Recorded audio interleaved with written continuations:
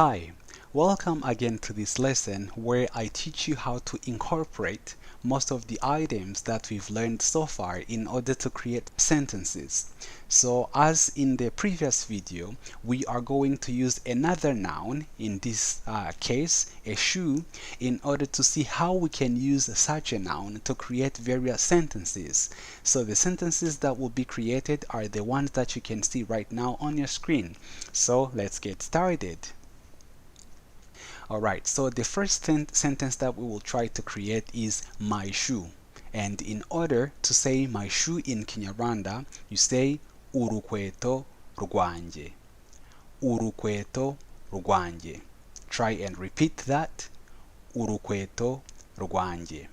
So as you can see, there are two things being used here. There is the noun itself, which is urukweto, and there is anje, which is modified by rwa. You can see we modified by rwa and we obtain rwanje. That means my shoe. Last time we gave an example of a jacket, and if we wanted to say my jacket, it becomes ikoti ryanje. It is modified by ry instead of rw. Okay, why did we do that? It's because ikoti is an I noun of the type ri. That is why it modifies using ri, but because ri ends with an I and I is contiguous to a of anje, that is why we obtain ria instead of ri anje. And this time we've got ru. Okay, and ru became rw. Why? As you know, in some of the videos that we've seen so far, I explained that every time when u precedes a vowel, that u will be converted into w. It's not only in written Kinyarwanda, but for example, if you try to pronounce rua faster, u and a, rua, rua, it's some sort of generating a w. That is why when we are writing, we rather say rugwa. Okay, so urukweto rugwanje. Various nouns will modify possessive pronouns in different ways. Please, if you do not understand possessive pronouns, I'll link the lesson in the description. Make sure to check that, and then you should be able to understand what I'm talking about, modifications and so on and so forth. Let's take our today's sentence. So, one shoe. One shoe in Kinyarwanda is urukweto rumwe. Urukweto rumwe. Try and repeat after me. Urukweto rumwe. As you can see, this time again we are modifying using ru. Why? Because urukweto, it has the ru modifier. The modifier is this second part here. It plays a big role in modifying numbers. Okay, you will find numbers like chimwe, kamwe, they all mean one. Why? Because they are being modified depending of the noun. Okay, so one in reality is underscore mwe. Okay, and it is modified depending on the item collocated with that noun. Okay, let's take another quick example. Okay, four shoes.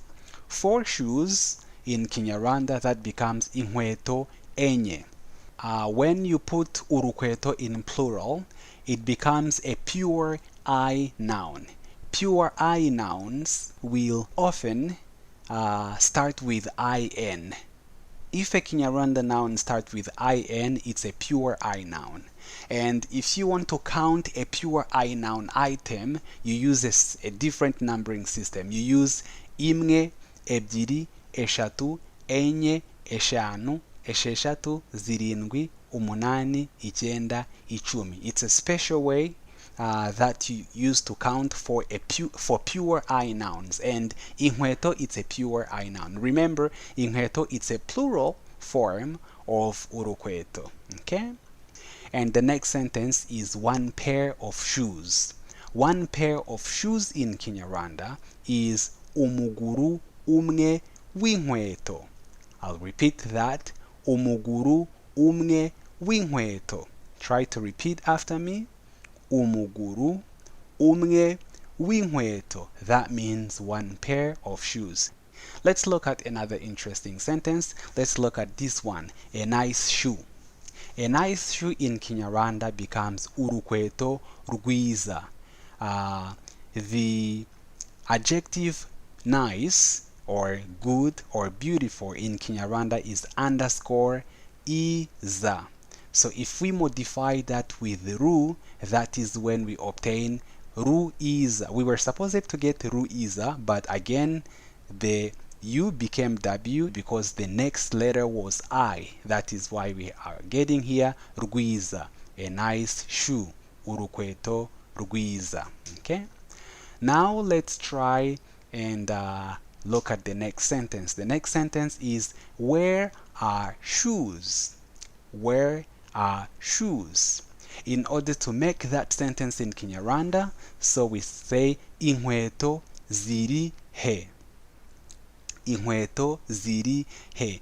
This time you can see we've got verb to be, okay, and then we modify it with z because all the pure I nouns in plural, they will use z as their modifier.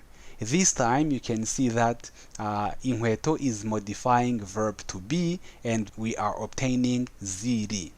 Okay, that's why we have inkweto ziri he. Okay, if you do not know how to conjugate a verb to be in Kinyarwanda, I'll also put a link in the description or in the info card on the top right corner so that you can watch that video and see how we conjugate verb to be. And the last sentence is going to be are shoes. Are shoes. Our shoes means inkweto zacu. You can see this is a pure I noun and it's in plural. That is why it's using za on the possessive pronoun are. Are is being modified by z, and then that is why we are getting zacu. Inkweto zacu. Inkweto zacu. Try and repeat after me. Inkweto zacu. Great, so that sums up our today's video. Please do not forget to subscribe to our channel and watch our Instagram. We've got really great posts. We post almost every day. It will be a great pleasure to see you there too. If you've got any question, please do not hesitate to put in the description box. But meanwhile, I want to give you a small test. Why don't you try and say an old shoe? Remember that old means charge. Charge. Okay? Underscore charge. What do you think can be the modifier which is going to modify the sentence so that we obtain an old shoe? And also try to say old shoes. Old shoes. Okay? And then I'll see you next time. So, bye for now.